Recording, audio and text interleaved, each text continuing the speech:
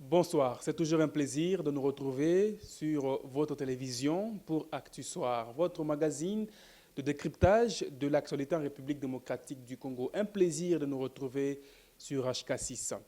L'actualité, mesdames et messieurs, en RDC, c'est cette situation au sein de l'Assemblée nationale face au ministre du Transport et voie des communications, Chérubin Okende, qui a échappé belle, en tout cas à la déchéance. Une situation qui semble, selon les analystes, donner la cohésion au sein de l'Union sacrée, puisque Chérubin Okende est un ministre de l'Union sacrée, bien sûr, mais d'obédience katumbiste, donc parce qu'il est dit ensemble. Qu'est-ce que l'opposition voit en cette situation? Une réaffirmation de la conformité, en tout cas au sein de l'Union sacrée, la force de l'Union sacrée. On va devoir en parler avec moi sur ce plateau. Monsieur Charles Nkoulou, qui est au cadre de PPRD, merci d'être avec nous sur ce plateau. Au sein de l'Union sacrée, est-ce qu'on peut dire qu'aujourd'hui, les choses sont déjà bien et que c'est une démonstration de force, le fait de ne pas déchoir Chérubin Okende? En fait, aujourd'hui, moi, je toujours dit que l'Assemblée nationale ne joue pas correctement son rôle. Là où on attend que cette institution puisse agir, elle n'agit pas. Elle va là où on n'a pas besoin d'elle. Vous avez par exemple le ministre de Pétantique. Après avoir escroqué la population congolaise avec la taxe RAM, il n'a jamais été convoqué au sein du Parlement. Première de choses. Deuxième de choses, nous avons la situation sécuritaire à l'est du pays. Est-ce qu'on a convoqué le ministre de Défense pour savoir qu'est-ce qui ne va pas? Parce que je tiens à vous rappeler qu'on est à plus de 130 jours que Bunagana, un territoire congolais, est dans les mains des ennemis. Voilà les grandes choses sur lesquelles l'Assemblée nationale devrait s'atteler. Et s'il faut parler de ce gouvernement de Warriors, qui est ce ministre qui se distingue? Prenons le secteur de transport. Est-ce que ce secteur est en train de se distinguer? Je tiens d'abord à informer les spectateurs que la compagnie que Joseph Kabila a construite dans plusieurs difficultés Congo Airways, elle n'existe plus. Quand on prend la place, quand on vient, quand on a de nouvelles responsabilités, c'est pour qu'il y ait une continuité de gestion. Okay. Ce n'est pas pour détruire ce que vous avez trouvé. Congo Airways n'est plus aujourd'hui. Mais vous regardez qu'une grande compagnie, une grande compagnie comme la nôtre. On parle d'un pays riche comme la République démocratique du Congo qui n'a fait que 4 avions. Là, c'était la base que Joseph Kabila avait instaurée. Mais après, il fallait avoir une continuité. Kenya Airways, un tout petit pays qui a 80 avions. Ethiopia Airlines, un tout petit pays qui en a 150. Et nous, on n'aura qu'à se plaindre. On est en train de réduire le prix. Il y a un directeur général, toute une panoplie des gens dans le comité d'administration. C'est à eux de faire vivre l'entreprise. Ce n'est pas encore l'État. Moi, je dis que même quand vous allez voir le directeur de Congo Airways, mais c'est devenu une coutume aujourd'hui. Même un chef de marché travaille dans la vision du chef de l'État. Mais si cette vision, quand quelqu'un vous dit que je travaille dans la vision du chef de l'État, et que le résultat qu'on a, donc c'est le résultat qui matérialise cette vision. Donc, la fermeture de Congo Airways ou la chute de cette entreprise publique, c'est dans la vision du chef de l'État. Parce que si ce n'était pas dans sa vision, et comme d'ailleurs, je tiens à vous rappeler qu'il y avait même remaniement au sein des gestionnaires de la compagnie aérienne Congo Airways. On avait changé des animateurs. Le gens que Kabila avait laissé n'était plus à la tête. Donc les gens sont venus de la vision du chef de l'État. Et quand ils sont venus avec cette vision à la tête de Congo Airways, cette compagnie ne fonctionnait plus. Le ministre des Transports devrait normalement nous produire des résultats préalables. Ils nous ont dit qu'on devrait créer Air Congo. Mais où en sommes-nous avec Air Congo? Et même ces députés qui siègent à Kinshasa, je me demande comment est-ce qu'ils vont aller dans leur circonscription électorale si CA ne fonctionne plus aujourd'hui. Le secteur de transport en République démocratique du Congo est en paralysie. Le secteur de transport en République démocratique du Congo ne tourne pas très bien. Allez ici à la gare de la SNCC. Combien de commerçants sont en train de se plaindre? Comment est-ce que la marchandise qu'ils sont en train d'acheter ici doit prendre plus de 90 jours pour arriver au Kasaï? Mais les choses ne vont pas, les secteurs de transport est presque à mort. Donc, et quand nous constatons cela, comme il a été interpellé, d'ailleurs c'est venu de députés de l'Union sacrée, mais à ce que j'ai constaté après avoir suivi cette séance plénière dont le président a pris le fauteuil de l'Assemblée nationale comme une galerie qu'on doit commencer à interpréter n'importe quel mot et à tout moment. Mais moi, je pensais que les députés devraient se soucier et comprendre que le secteur de transport ne fonctionne pas, mais ils ont voulu juger cette motion sur base des sentiments. Non, mais est-ce que ce ne sont pas les arguments qu'il n'y avait peut-être pas pour faire En fait, c'est ce que je dis. le ministre. Parce que même les intervenants, il y a eu des opposants, bien sûr, qui ont aussi plaidé pour le maintien du poste de ministre et que les choses vont peut-être de mieux en mieux. Je suivis les interventions de quelques députés de l'opposition. Ouais. Ils tiennent à rappeler que si on n'a pas pu acheter d'autres avions, le ministre des Transports présente un besoin. C'est le ministère des Finances qui décaisse l'argent. Voilà. Normalement, ce que nous sommes en train de constater comme mauvaise gestion au sein du ministère des Transports est en train de maner de la primature. Le Premier ministre, c'est le Premier ministre qui doit normalement se saisir de ces dossiers, convoquer le ministre des Transports et le ministre des Finances, parce que c'est le ministre des Finances qui doit normalement décaisser de l'argent. Oui. Et tout cela, on parle autour d'une table au Conseil des ministres, et les conseils des ministres sont présidés par le président de la République. Okay. Ça veut dire que même le président de la République est tenu informé de cette paralysie que nous sommes en train de constater dans les domaines de transport de notre pays. Alors, on ne sait pas juger cela de l'incompétence, comme Kaboun l'avait dit, ou on ne sait pas juger cela comme étant de l'amateurisme. Parce que si, dans un pays ordonné, quand on publie quelque chose, on a rendu cela public, que non, le gouvernement congolais devrait s'acquérir de nouvelles appareils. Et puis, à part cela, il y a un protocole d'accord qui a été signé avec le Kenya. Ils nous ont prêté un avion. Mais qu'est-ce qu'ils ont dit dans les rapports? Oui. À cause de l'insolvabilité. Vous voyez un peu? Donc, on traite un gouvernement d'insolvable. Et ils sont obligés de retirer leur avion. Mais quand tu me parles qu'il n'y a plus assez d'argent, mon frère, je tiens à vous rappeler que... Il y a la guerre, il y a les élections à préparer. On a appris le langage du dépassement budgétaire. Donc, il y a des entreprises publiques qui ont mobilisé jusqu'à 150%. Mais où va cet argent? J'ai toujours dit une chose. Montez, montez, montez, il n'en restera quelque chose toujours. Après nous avoir menti avec 2 rapports financiers, moi je pensais que l'IGF devrait atterrir aujourd'hui parce qu'ils nous ont dit qu'il y avait de l'argent qui était détourné au sein de Congo Airways. Et cet argent, on pouvait les conserver ou l'orienter d'une autre manière afin de s'acquérir de nouveaux appareils. Congo Airways vient de décéder. Congo Airways n'existe plus, nos chers compatriotes. Jules Alingeti, où est-il? Le ministère de Transport est là. Qu'est-ce qu'on a comme résultat palpable? Je dois vous rassurer qu'actuellement, tu ne peux plus dire que tu dois voyager demain pour Kinshasa.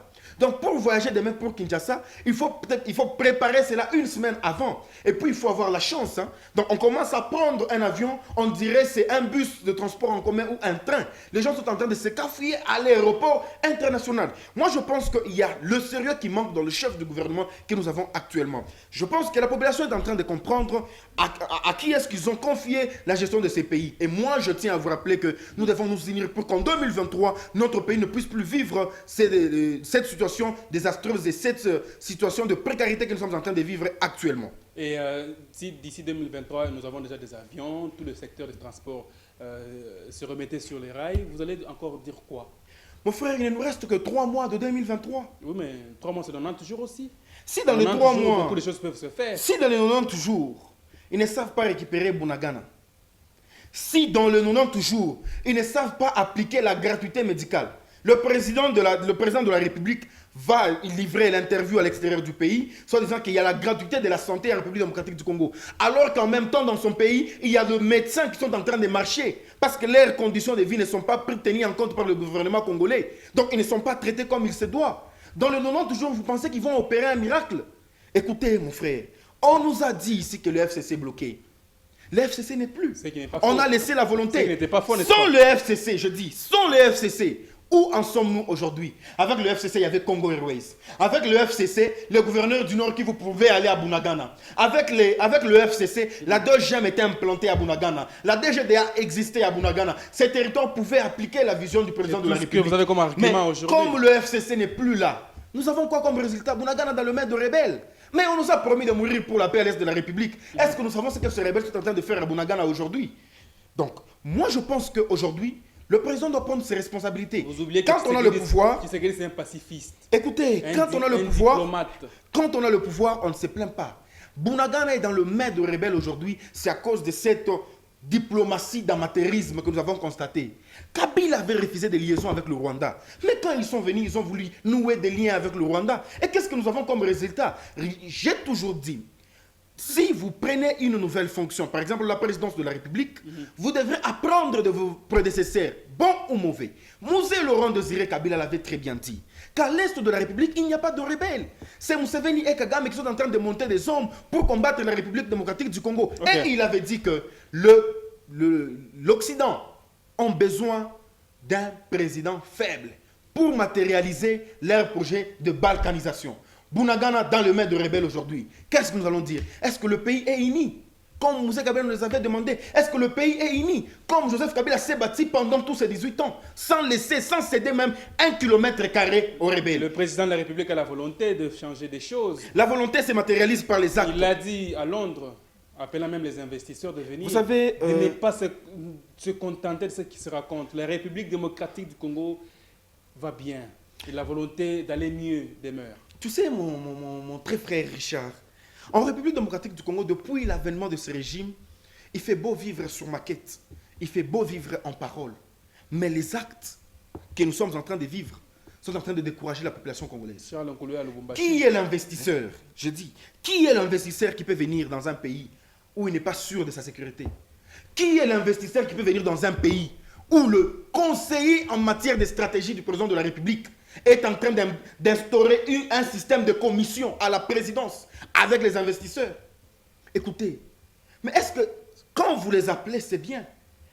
C'est quelle politique vous êtes en train d'appliquer pour attirer et conserver ces investisseurs? C'est le plus important. Vous allez comprendre que la République aujourd'hui a un problème de leadership. Les gens qui nous gouvernent ne maîtrisent pas la situation ou le problème qui sont en train de ronger notre peuple aujourd'hui. Et le peuple est victime. Effectivement, comment est-ce qu'un président peut laisser pendant plusieurs mois la population être escroquée par la taxe RAM? Comment un président peut accepter que son conseiller en matière de stratégie puisse bouffer une commission? Écoutez, c'est le passé, mais c'est la population qui est victime. Est-ce qu'on nous a restitué notre argent? Dans l'affaire de commission de Vietchimanga, en quoi il y a eu le problème de la population? Elle est concernée en quoi? Qui l'a nommé? Qui a nommé Vietchimanga? Vietchimanga travaille dans la vision de qui? Y a-t-il eu Vietchimanga travaille dans la vision de qui? Vietchimanga applique la vision du chef de l'État. Cette vision que nous, on ne connaît pas à l'opposition. Celle Vietchimanga maîtrise cela. Et s'il n'avait pas fait de vidéo... Il va même dans les cuisines des gens pour aller vérifier sa vision. Mais pourquoi du temps de Kabila on n'a pas appris ça? On n'a pas appris un conseiller qui a détourné de l'argent ou qui s'est présenté comme étant président de la République? Pourquoi du temps de Kabila on n'a pas appris que la taxe RAM devrait être appliquée et escroquer la population congolaise? C'est l'histoire de Bochab et Lasnel. Oui, je connais l'histoire de Bochab et Lasnel. Mais où en sommes-nous aujourd'hui? Qu'est-ce qu'on avait présenté comme résultat? Ce sont des racontats. Ce sont des racontats. Je vais vous dire une chose. Pour terminer. Ces dirigeants que nous avons actuellement, étant dans l'opposition, malgré plusieurs années qui sont passées là-bas, ils n'ont pas pu comprendre ce qu'est le problème qui est en train de bloquer la République démocratique du Congo, ou ils n'ont pas pu découvrir qu'est-ce qui fait souffrir la population congolaise. Mais ils ont passé tout leur temps dans l'opposition à diaboliser Kabila. Ils ont passé tout leur temps dans l'opposition à insulter Joseph Kabila. Mais aujourd'hui, ils ont la manette. Aujourd'hui, ils ont la télécommande. Ils ont le bâton de commandement. Qu'est-ce qu'ils ont fait de mieux que Kabila? Écoutez, je vais vous dire une chose. Il nous parle de dépassement budgétaire. C'est une conséquence du code minier. Et ce code minier a été instauré par qui? Par Joseph Kabila. Je vais vous dire une chose. Qu'est-ce qui fait augmenter le budget d'un pays? Ce n'est pas les dires. Ce n'est pas le populisme. Ce ne sont pas les déclarations de chants par-ci par-là. Ce sont des lois qu'on est en train de proposer à l'Assemblée nationale. Et que quand ces lois sont adoptées et appliquées, c'est ce qui augmente le budget d'un pays. Mais je dois vous rappeler qu'avec l'Assemblée, ici la législature, où Mbosso est comme président de l'Assemblée nationale, quelles sont les lois qui ont été proposées par nos députés qui prétendent être de l'Union sacrée, la majorité même? Quelles sont les lois qui ont été proposées et adoptées, qu'on a mises à l'application, qui ont augmenté, qui ont fait en sorte que notre budget puisse augmenter? Il n'y a pas de loi. Est-ce qu'il y a examination de plus de 50 lois comme c'était avec Obem Minaku? Écoutez, c'est par là que vous allez découvrir qu'il y a les gens qui ont servi cette république et il y a les gens qui viennent s'amuser au-dessus des institutions dans ces pays. Et la population, moi je vais vous demander d'être vigilant. 2023, c'est plus loin, c'est dans quelques mois. Nous devons sanctionner les aventuriers. Est-ce que le PPRD va encore revenir aux affaires? Écoutez, l'espoir de la population congolaise repose sur le PPRD. Vous avez encore des leçons à donner, vous, PPRD? Effectivement, parce que la population a compris que là où nous avons laissé la République et là où elle se retrouve aujourd'hui, elle est en train d'être enterrée et de disparaître. Joseph Kabila, il consulte aussi? Joseph Kabila, je ne suis pas son porte-parole. Si Joseph Kabila consulte, vous aurez les résultats de ces consultations. Parti, quand même. Effectivement. Mais vous devrez comprendre que c'est un homme discret qui se matérialise où il parle par les actes. Consulte en discrétion. Alors je ne sais pas le confirmer ou le renier. Donc vous ne connaissez même pas les informations de votre parti. Je les connais, mais je ne suis pas venu ici pour présenter les informations de mon parti politique. Merci, M. Charles. C'est moi qui vous remercie. C'est la fin de cet Actu Soir. Merci de nous avoir suivis.